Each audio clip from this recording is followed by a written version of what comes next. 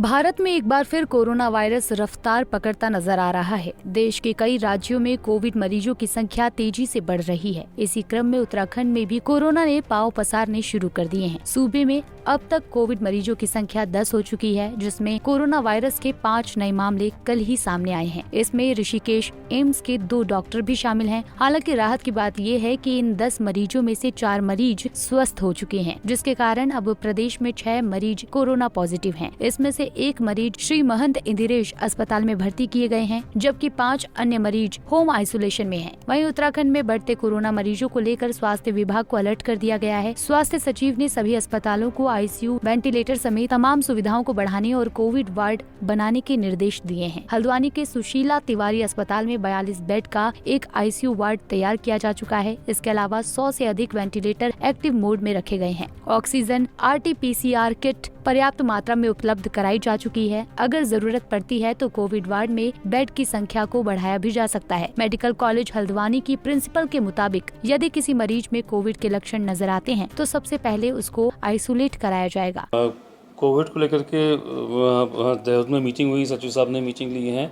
कुछ एडवाइजरीज आई हैं, कुछ बेसिक गाइडलाइंस आई हैं, उनको सब फॉलो कर रहे हैं जो सरकार से जो भी दी जा रही हैं। तो यहाँ अभी हमने जो नोडल ऑफिसर कोविड के हैं डॉक्टर परमजीत सिंह हैं, और उसके लिए मेनली मेडिसिन डिपार्टमेंट और पीडियाट्रिक्स डिपार्टमेंट में इनकी नीड पड़ती है इनिशियली। तो उसमें वो सब लोग जो डॉक्टर सेंसिटाइज कर दिए गए हैं।